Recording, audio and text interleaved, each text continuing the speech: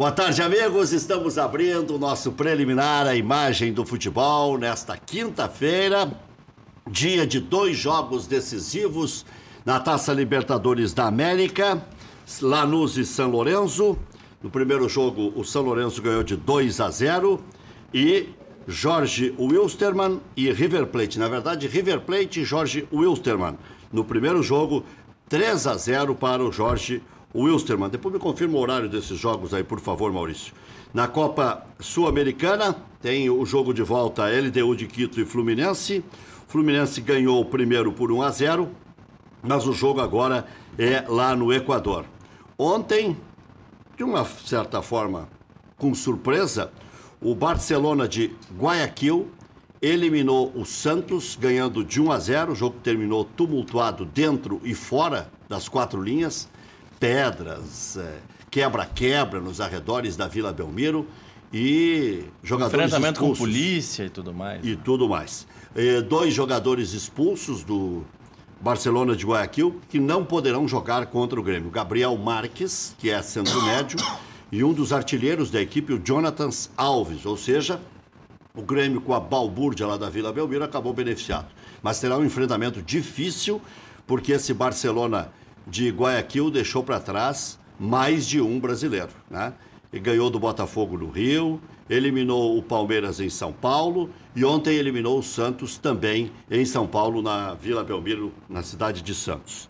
Com 6 gols ontem, dando a vitória ao Grêmio, Barrios é o vice-artilheiro da Taça Libertadores da América.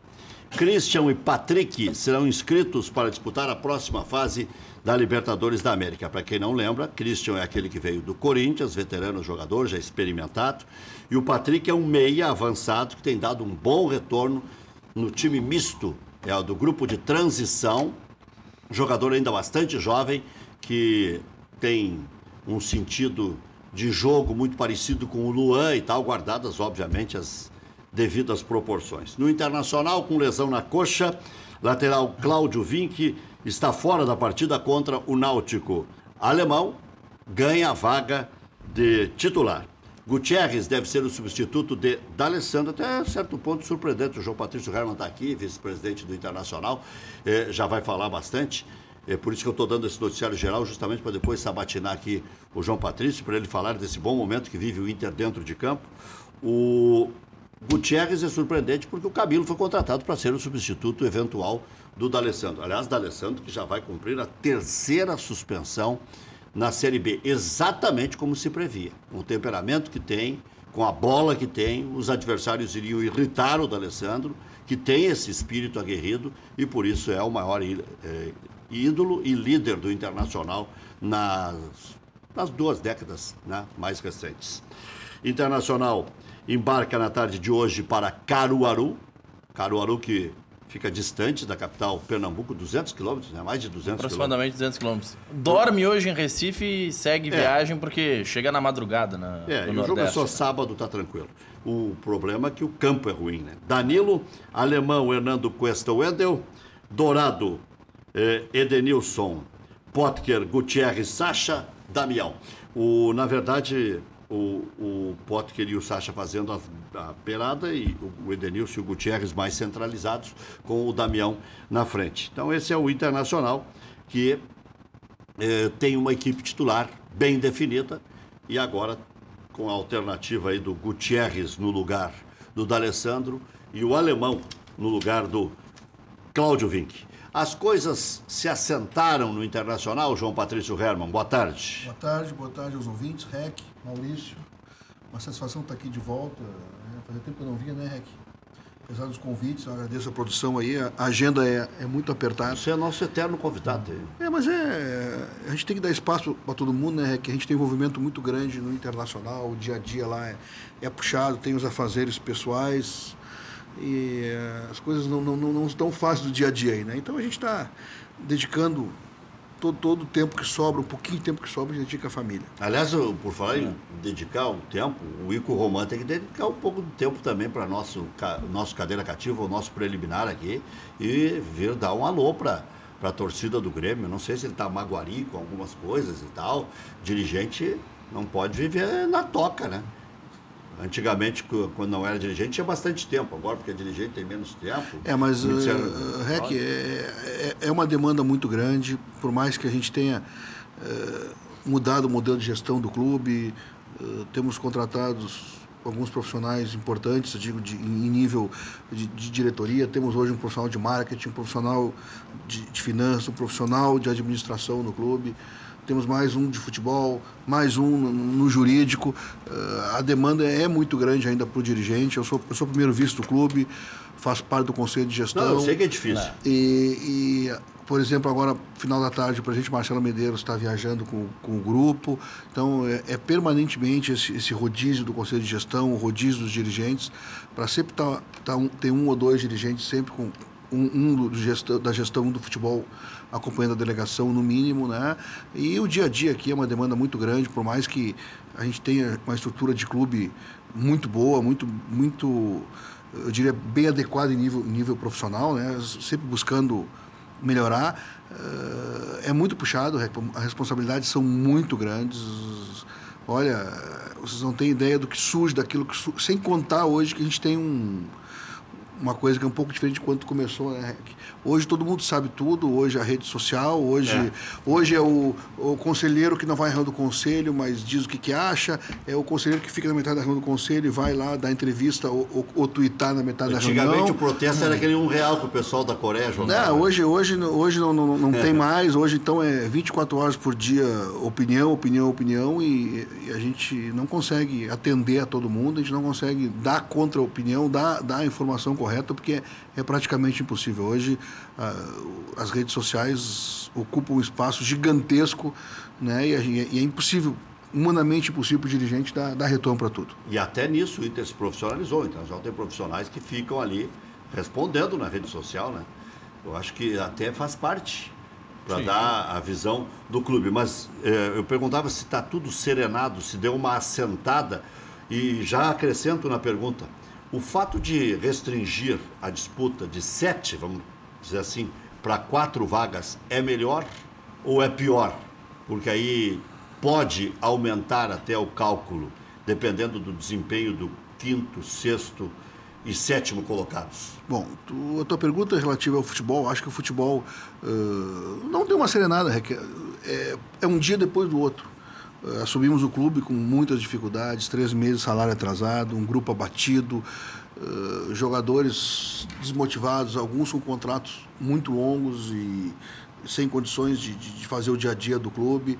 Então foi um momento de muita dificuldade, saiu 30, 40 jogadores, não sei exatamente quantos, né? Alguns que jogando, outros que chegaram e saíram, deu em torno de 40 e poucos. Se buscou 15 atletas em nível de internacional para trabalhar conosco, um ou outro entrou e saiu.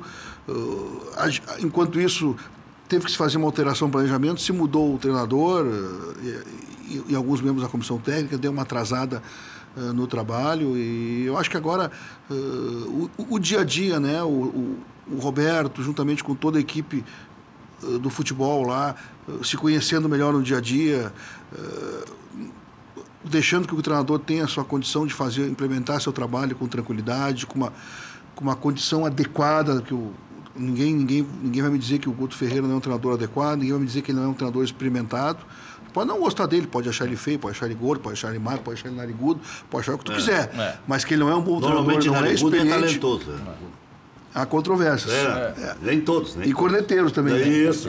Mas de qualquer forma é isso, né? Que a gente não pode julgar as pessoas como são julgadas aí. A gente está muito satisfeito com a forma como as coisas do futebol vão acontecendo. E eu acho que antes das coisas estar serenas, isso aí tudo é resultado de trabalho. Do trabalho humilde, de um trabalho profissional que se busca no internacional, ainda com erros, com dificuldades que devem ser superadas, né? A gente vive, infelizmente, o pior momento da história futebolística do clube. A gente não tem por que esconder isso, mas a gente assumiu essa condição. A gente sabe dessa condição e a gente busca resgatá-la. Nosso objetivo é levar o Internacional de volta para a Série A. Não sei em que lugar, que se for em primeiro é melhor, mas a ideia é realmente se classificar nessa competição, que é uma competição extremamente difícil, diferente daquilo que alguns dizem, né? Porque não entra só o técnico em campo, não entra só o nível técnico. Hoje, quando tu vai jogar um jogo da Série B, diferente da Série A, tu joga 11 contra 11. Quando tu joga a Série B, é 11 contra o campo, contra os outros 11, contra o massagista, contra a torcida, contra a condição inadequada das instalações do vestiário, contra a viagem, contra a situação totalmente adversa. Então, não é uma situação tão simples assim como é vendido. A gente reconhece que é uma situação de dificuldade momentânea para o clube e a gente busca, sim, Rec, continuar o trabalho, continuar integrando os profissionais, integrando a própria diretoria, né, que já temos aí 9 meses de gestão, para que os resultados venham. Quantos profissionais foram contratados como executivos e para quais áreas no Internacional e que efeitos práticos você já pode dizer que houve para a torcida do Internacional? Foram contratados 4 profissionais, um para administração, um para finanças, um para futebol e um para marketing. O futebol já está um pouco mais tempo, a administração e o financeiro mais ou menos junto, e o marketing é recente. Eu diria para ti que é fantástico o resultado.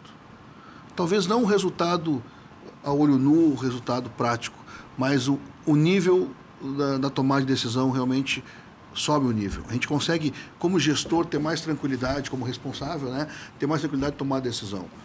Com profissionais desse nível, com profissionais adequados para exercer essas funções, o dirigente fica, sim, respaldado em números, em dados, em até informações que ele não consegue ter. Hoje, o dirigente de futebol deve ser e tem que ser mais um avalista, um organizador, um planejador de uma gestão do que propriamente um dirigente, aquele dirigente que tu conheceu no passado, aquele dirigente que dirige. Hoje pelo menos, é o que se busca, e eu busco como pessoa, eu, João Patrício Herman, busco como dirigente, fazer sim essa parte de gestão, essa parte de planejamento e deixar para que esses profissionais ocupem o espaço. Se faz a gestão macro, né? Sim, o planejamento estratégico, claro. A gente tem um planejamento estratégico hoje muito bem estruturado pelo teu amigo Eduardo Lacha. Sim. Muito bem, eu diria, eu vou usar uma palavra que não é mais correta, auditada e acompanhada pela vice-presidente de planejamento, onde nós temos claramente ali os objetivos, as metas, o que está se fazendo. Então, fica muito mais fácil, muito mais claro para nós que somos entes políticos. E eu sempre digo o seguinte, olha, daqui a 14, 15 meses já é outro dirigente aqui. Então, a gente tem que deixar... Ou não, né? Ou não, mas... De repente você pode ser até presidente daqui a 14 meses. Bom, é que esse não é o caso nesse momento. A gente tem que pensar sempre no clube. Tem projeto nesse sentido aí. A gente sempre tem que pensar o clube ali adiante. Tá? Independente de quem vai assumir o clube daqui a 14 meses, 15 meses, a gente tem que deixar o clube pronto para os novos dirigentes. Eu acho que esse foi o grande problema histórico do Internacional. A gente pegou um clube agora com muito pouca estrutura profissional, com as diretorias muito separadas uma das outras, com superpoderes para vice-presidentes, o que levou o clube a ter vários problemas de gestão. E que tudo acabou finalizando nessa nossa derrocada aí de campo, porque no fim, tudo o nosso resultado final é campo, e por esse desequilíbrio que ocorreu, eu não tenho dúvida que foi primordial para que o Internacional caísse. Alguém pode sacar dinheiro lá, sim, agora chega na boca do caixa, adiantamento. Como é que faz o saque? Adiantamento para vice-presidência, você já tirou algum lá, não? Não, o Internacional tem com alguns vice-presidentes, eu tenho um cartão corporativo para uma eventual viagem, para uma eventual despesa momentânea. O Inter tem os seus mecanismos de controle muito bem controlados. A gente tem hoje um gestor financeiro e temos mais um gerente também de finanças para que a gente tenha a maior transparência possível e controle nas contas. Pois é. Mediante o susto que vocês levaram com o que relatou a Ernest Young, não seria o caso de meter uma auditoria direto já, ao invés de uma sindicância para ver o que estava sendo feito errado? Se as coisas são tão escabrosas como se desenham, e há esse risco de haver mau uso do dinheiro do clube, e parece que até meio escancarado, não seria melhor ir direto para a sindicância? Olha, para a sindicância não, para a auditoria, ao invés de sindicância. Esse é um assunto que não cabe a mim, cabe ao Conselho Deliberativo. Eu sou do Conselho de Gestão do Internacional. Eu não sou de pipocar, mas também não sou leviano de levantar nada sobre ninguém. O Internacional teve 2 auditorias no ano passado, as contas da gestão passada foram rejeitadas, o Conselho Deliberativo pode fazer o que quiser fazer, se quiser fazer sindicância, se quiser fazer auditoria, é um problema do Conselho Deliberativo, se não quiser fazer nada também que não faça, tá? Mas o mais importante não tem sido dito. O mais relevante para o clube não tem sido dito, que é a gestão do presidente Marcelo Medeiros, juntamente comigo, com o Alexandre Chaves Barcelos, com o Zé Pacheco, com o Humberto Busnello e com toda a diretoria, nós fizemos uma radiografia das questões do clube. E uma radiografia não é para pegar esse, aquele, uma radiografia de entender todos os processos principais do clube, identificar alguns pontos problemáticos que devem ser atacados, né? E já começamos a atacar alguns problemas, outros problemas graves do clube estão alinhados ao planejamento estratégico. Nós estamos usando essa radiografia dessa empresa, que é uma das 4 maiores empresas do mundo de consultoria empresarial, para nos ajudar na gestão. O nosso objetivo jamais foi um objetivo de buscar esse ou aquele culpado. É uma radiografia da história das coisas do clube, tá? Não é, é um desencadeamento de várias ações históricas, entende? Infelizmente, apareceu uma outra questão e que quando apresentado para o Conselho essa radiografia, a radiografia foi apresentada num todo para o Conselho. Quando apresentada essa radiografia num todo para o Conselho, é o seguinte, o que aconteceu? Muitos conselheiros não foram. Muitos conselheiros foram assistir a metade e eles não entenderam. O que aconteceu foi assim, nós apresentamos uma radiografia das coisas do Internacional no Conselho Deliberativo. Uma questão privada do clube, uma ferramenta de gestão que nós estamos usando na nossa gestão. Por uma transparência da gestão, a gente apresentou. Aí o Conselho, olhando aquilo, entendeu que tinha que fazer uma sindicância sobre um assunto. É isso. Foi exatamente isso que aconteceu. A radiografia da Ernst Young, dessa empresa, né, está sendo usada por nós, gestão, como ferramenta de gestão. É isso. Acabou. Agora, o que deve ser feito, o que vai ser feito, deve ser perguntado para o presidente do Conselho. E qual foi o principal ponto que essa radiografia indicou que vocês tiveram que imediatamente já modificar de práticas? Melhorias em processos administrativos, melhorias em processos de controle, sim, financeiro, sim, controle. Melhoria na busca de recursos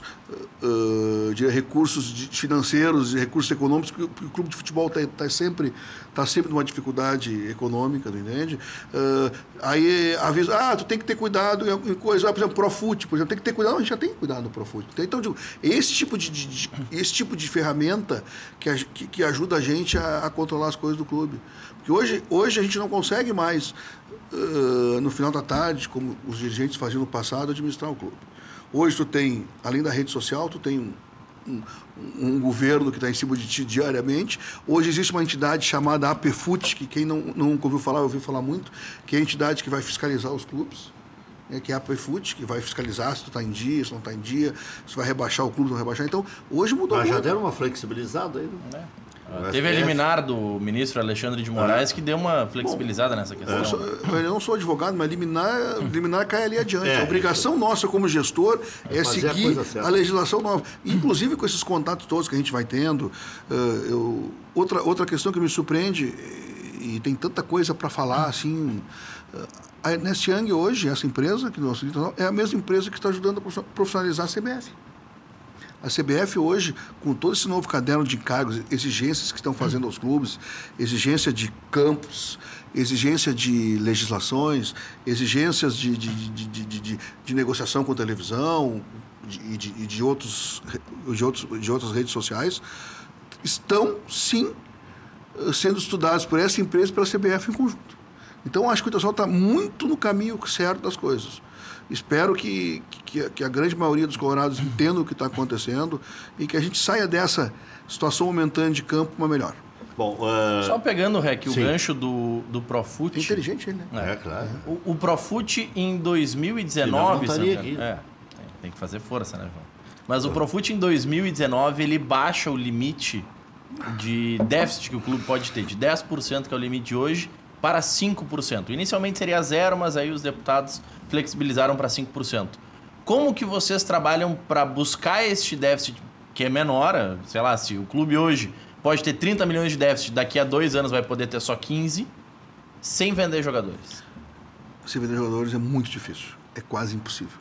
Infelizmente, o futebol brasileiro, os clubes de futebol,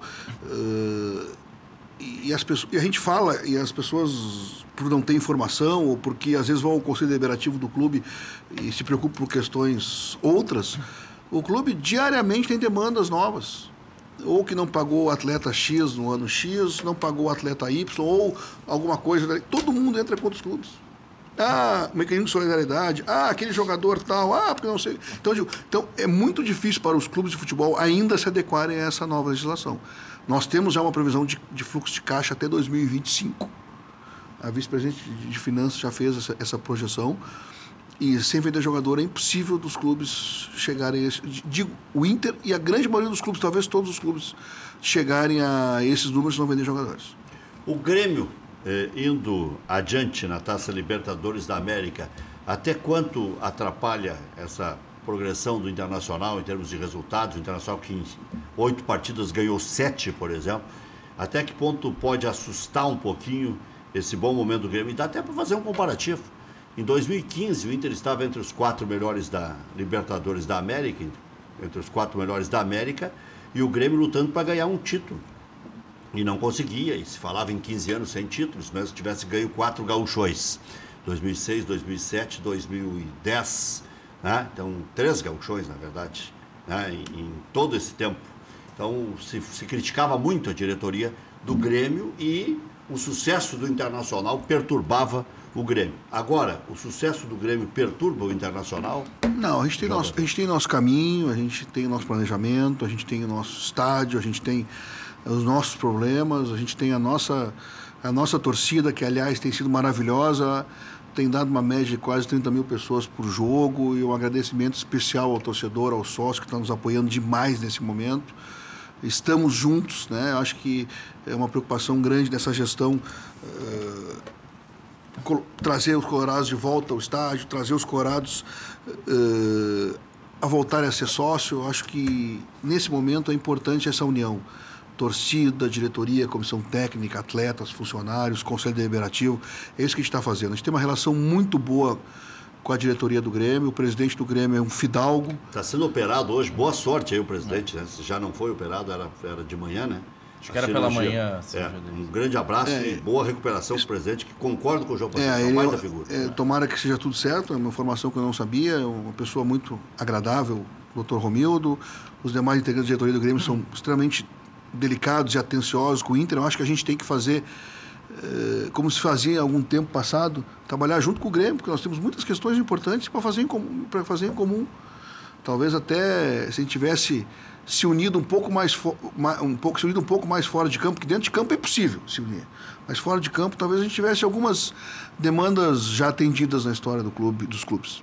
Eu quero fazer só um comentário a respeito do Grêmio, aqui já vou voltar com o João Patrício para falar de figuras como o D'Alessandro, por exemplo, renova, não renova, Cláudio Vinck, se já corresponde à expectativa, o exemplo do alemão aí, né? Muitas vezes a gente fala, os caras dão migué e tal, é chinelinho. Pô, olha o que fez o alemão atravessando o campo de joelho, nos dando uma demonstração de que estava louco para jogar e não conseguia de jeito nenhum. Mas, e também se esse time do Inter serve para o ano que vem já para a Série A, o que precisa remodelar. Desses 40 e tantos que foram mandados embora, mais outros que estavam ainda circulando, há uns 60 jogadores, que tipo de observação o Internacional consegue fazer? Mas eu preciso falar de 3 personagens do Grêmio hoje aqui. Adalberto Praz, que foi ironizado, chamado de velho, quando falou em fazedor de gols. Agora está aí o Barrios, que não faz muitos gols e tal, é o vice-artilheiro da Libertadores, tem 6 gols, mas faz gols decisivos, que são cabalísticos. Ontem foi um gol, olha, minguado. O Botafogo teve mais chances que o Grêmio. O Botafogo poderia ter liquidado a fatura no primeiro tempo. O João Paulo errou um gol porque, meu Deus do céu, né? Não conseguiu acertar a bola direito. Teve a bola do Bruno Silva na trave. Teve a bola do Bruno Silva na trave, que se alguém pega o rebote é gol, porque a bola bateu na trave já por um capricho, porque já ajudou o Botafogo, mas não teve quem fizesse no rebote. O Grêmio também deu uma bola no poste com o Fernandinho. Mas quero falar de 3 figuras. Doutor Adalberto Praz, fazedor de gols, está aí, embora já tivesse o Bolanhos, que também era fazedor de gols. O Valdir Espinosa, até ontem à tarde, era reclamado. Puxa vida, depois que o Espinosa saiu, deu tudo errado. O tudo errado é a eliminação, até aqui, da Copa do Brasil. Tá? Porque no Campeonato Brasileiro o Grêmio já estava a 10 pontos do Corinthians, segue a 10 pontos do Corinthians. Não mudou nada. Só pode dar uma reagida agora porque o Corinthians está abalado aí, não ganha de ninguém mais, né? Ontem foi surrupiada a classificação do Corinthians lá na Argentina, mas aqui se faz, aqui se paga, sei lá. Bom, ou a bola... A banca paga e recebe. A banca paga e recebe, essas coisas todas. Mas não se fala mais no Valdir Espinosa. Se lembra pouco do doutor Adalberto Praz e se fala menos agora do Pedro Rocha. O Everton entrou ontem e resolveu o problema. E lá com o Roger, lá atrás, o titular era o Everton. Né? Então, tem essas coisas todas e agora está o Patrick aí inscrito junto com o Christian na Taça Libertadores da América. Em muitos momentos o Everton disputava aquela vaga com o Pedro Rocha antes dos gols decisivos do Pedro Rocha. Dependendo do estilo do jogo, contra o Palmeiras, quem classificou o Grêmio foi o Everton. E ontem se comprovou que ele é o substituto do Pedro Rocha. Né? Ele é que disputa aquela posição. E outra, o Léo Moura é bruxo, né? E bruxo eu respeito, porque o Jael jogou depois de 7 meses sem jogar, jogou e o Arroio sobrou no domingo. E ontem o Léo Moura tinha boas condições, chegou a se dizer que ele tinha comprado ingresso para assistir na arquibancada e tal, brincaram durante o dia, mas ele não vem correspondendo na meia cancha. Por mais que se force a barra, ele quebrou bem o galho do Grêmio na lateral, na meia cancha, mas não vem correspondendo. João, o Internacional do futuro. O Internacional com esses jogadores esparramados pelo Brasil, o Internacional com o que tem agora, aí, que tem uns 40 jogadores em casa, mais 50, 60 por voltar. Que tipo de observação e de decupagem dá para fazer a respeito disso? E ele pode acrescentar aí a respeito do Vink, que é uma grata surpresa, o D'Alessandro, o alemão, isso tudo que eu citei anteriormente. Eu acho que, como eu te disse, que tudo é resultado de trabalho. O Vink é um atleta que está conosco já há um bom tempo, acho que jogou 2013, 2014, né, no profissional. Os últimos 2 anos saiu, estava sendo observado, né, pelo CAPA, né, pelo pessoal que monitora no futebol. Existe 4 profissionais que monitoram permanentemente atletas do clube, atletas potenciais a serem adquiridos pelo clube, assistem jogos, fazem toda essa parte de monitoramento, né? O Vink é um atleta que vinha sendo observado por nós já há algum tempo, na Sub-23. Ele teve algumas oportunidades. Um dos jogos eu acompanhei a delegação a Criciúma, aquele jogo da Liga Sumina, da Liga, né? Ele, inclusive, ele fez um gol, foi muito bem no jogo. Ele vinha sendo observado e no momento que surgiu a oportunidade, né, com a lesão do alemão, que foi uma lesão bem estranha, sim, uma lesão incomum de acontecer, mas acontece. O Vink teve a oportunidade, subiu e está aí, né, nos ajudando. Infelizmente, sentiu um pouquinho a coxa. Eu estive lá hoje de manhã no futebol, uma questão física dele, mas o alemão está recuperado. É um atleta que foi muito observado antes de vir. O alemão teve uma passagem pela Ponte, teve uma passagem pelo Botafogo. Era um atleta que, quando nós trouxemos, eu me lembro que ele tinha 3 ou 4 propostas e preferiu vir para o Internacional. O D'Alessandro tem que perguntar para o vice de futebol, né? O futebol do Internacional vai ter um orçamento para o ano que vem. E se o D'Alessandro estiver dentro do planejamento do futebol, com certeza ele tem uma oportunidade grande de renovar conosco. De qualquer forma, ele já é um ídolo do Inter, né? É um jogador que eu acho que, se eu pudesse, eu renovaria com ele ad eterno, porque ele é muito mais jogador internamente do que externamente. Para o grupo, ele já é um super craque em campo, e fora de campo ele é um mega craque. Trata bem as pessoas, trata bem o grupo, respeita a diretoria, respeita os profissionais, ampara os jovens que chegam, ajuda os mais experientes que chegam, dá um equilíbrio interno no grupo. Ele é um cara assim, ó, nota 10, é um profissional que merece todo o respeito do clube, mas agora o tempo vai dizer se ele vai ficar mais um tempo conosco, não vai ficar. Isso é uma decisão do futebol e dele também, né? Mas porque o nosso foco nesse momento é subir. Claro que a gente observa o mercado, a gente está sempre atento aos jogadores que saem. Os nossos jogadores que estão emprestados estão sendo muito monitorados também. Existe uma atenção ao mercado, inclusive uma atenção especial à Sub-23. Existem atletas lá, sim, com condições de subir. E eu sou uma pessoa que antes de trazer algum atleta, antes de buscar atleta, digo, olha, pergunta como é que está a Sub-23, como é que está o nosso Sub-20, como é que está essa equipe de transição. Então, eu acho que é por aí, antes de pensar em trazer algum atleta, a gente tem que olhar para baixo. Mas, de qualquer forma, antes de olhar, ainda nós temos que subir e a gente tem aí mais uma meia dúzia de jogos para confirmar essa boa fase e subir com tranquilidade. A situação do Bruno Gomes, como é que vocês estão avaliando ela? Porque o jogador voltou de um empréstimo que tinha a Portugal, pediu a sua liberação, não conseguiu, buscou, salvo engano, na justiça essa liberação, já estreou lá em Portugal e o Inter fala em ir à FIFA para reaver direitos ou receber valores por esse jogador. É um caso que está entregue ao jurídico, eu não tenho maiores informações jurídicas, né? Era um jogador que nos interessava e saiu daqui pela porta dos fundos, tá? Por outros meios, e aí tu tem furos na legislação, né? Daqui a pouco tu tá... o Ministério do Trabalho, o juiz do trabalho que dá uma liminar, né? E libera o jogador, mas a gente tem sim consciência que é um atleta nosso, nos interessa ainda esse atleta.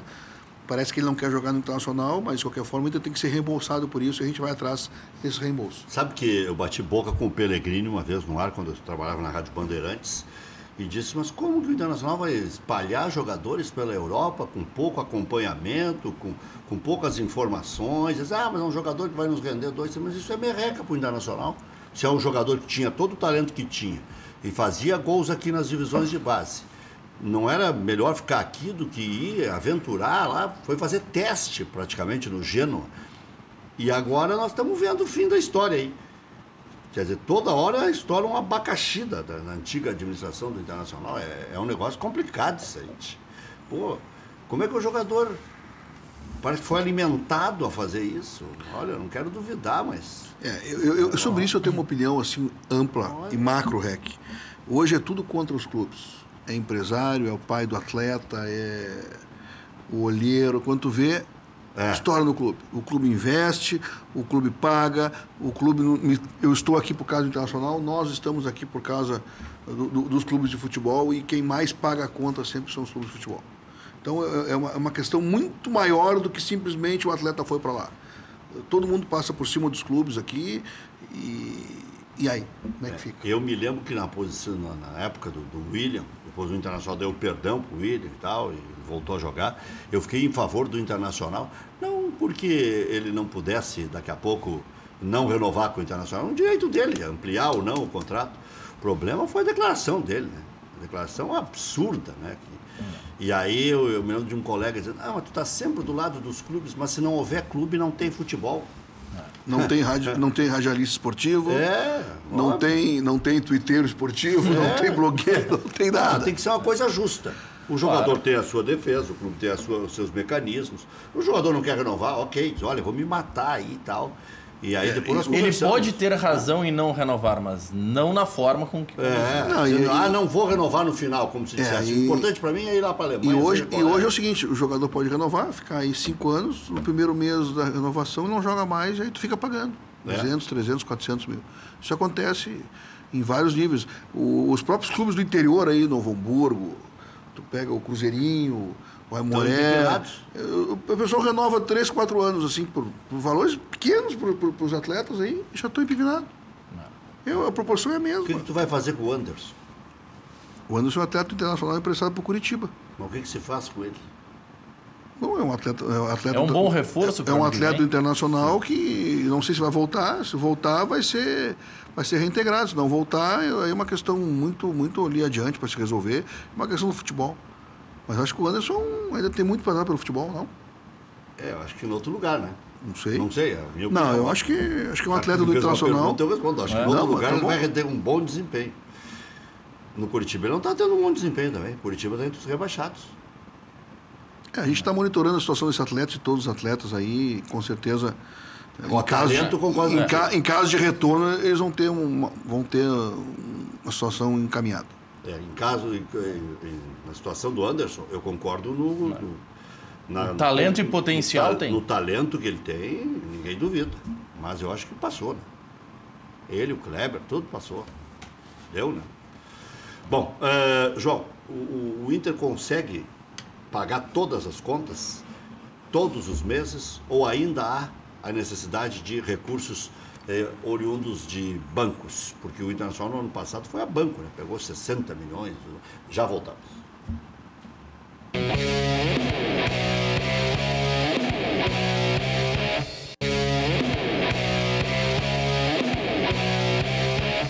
Quer saber onde encontrar combustíveis de qualidade, promoções especiais e atendimento de primeira? Pergunta lá no Posto Boqueirão. O Posto Boqueirão conta com a confiança da marca Ipiranga e tem os melhores serviços personalizados para o seu veículo. Da troca de óleo até aspiração de tapetes estofados, calibragem e verificação de 15 itens, sem pagar a mais por isso. Confira também a loja de conveniência com espaço agradável para o seu lanche ou cafezinho. E a Beer Cave, que é um freezer, que é uma verdadeira caverna, com as melhores bebidas. O Posto Boqueirão fica em Canoas, na Avenida Boqueirão, em frente ao ginásio de esportes SP. E também aqui, em frente ao campus da Ubra. E a rede de postos Boqueirão está ajudando a campanha Salve o Arthur, um menino de 1 ano e 2 meses, portador de uma doença chamada encefalopatia hipóxico-isquêmica neonatal. Parte do valor abastecido será convertido para esta ação. Mais informações de como ajudar pela página facebook.com/Arthur, com TH, Galvão Porcino, tudo junto. Antigamente o apelido do presidente Fernando Carvalho era Posto Ipiranga, podiam apelidar de Posto Boqueirão. Pergunta lá no Posto Boqueirão. Pergunta no Boqueirão. Livraria Traça, uma livraria pequena, aconchegante, atendida por quem realmente conhece livros, pioneira na internet em livros usados. Conta mais de 200 mil livros, títulos em acervo. Nos visite na Oswaldo Aranha 966, traca.com.br. Aquele livro usado que tem em casa, que você acha que não serve para nada, serve sim lá na Livraria Traça. Padaria Laúde, faça seu encontro de negócios ou confraternização na Padaria Laúde. Espaço para reuniões com até 20 pessoas. Confira também vasta linha de produtos com receitas exclusivas. Padaria Laúde, na Assis Brasil 641. Telefone encomendas 3362-2020. Becker Fish alerta. Direito de trânsito. Suspensão do direito de dirigir. Consulte-nos e veja se há possibilidade de reversão. Informe-se pelo telefone 3239-6689. Uma equipe de advogados todos competentes, com escritório em Portão, Novo Hamburgo, São Leopoldo e um escritório maravilhoso também agora em Porto Alegre. Venha que nós personalizamos o seu carro. Isso filme.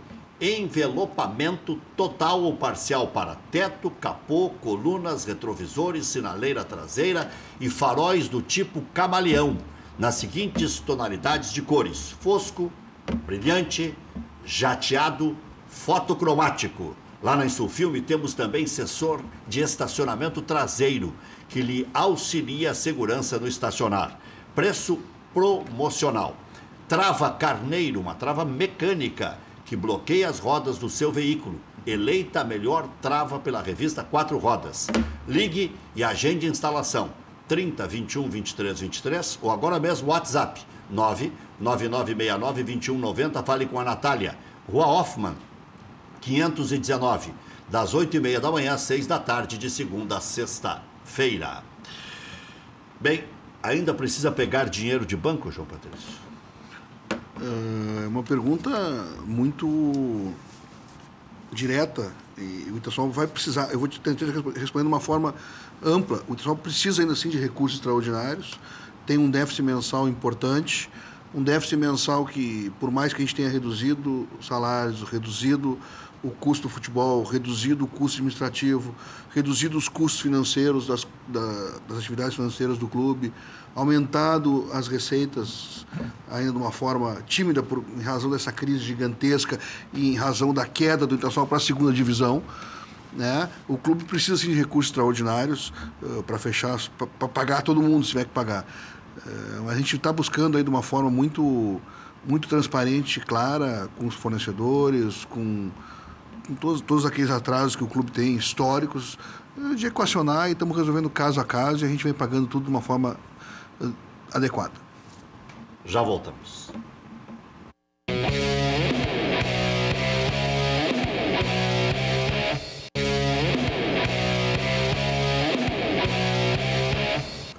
Muito bem, estamos de volta.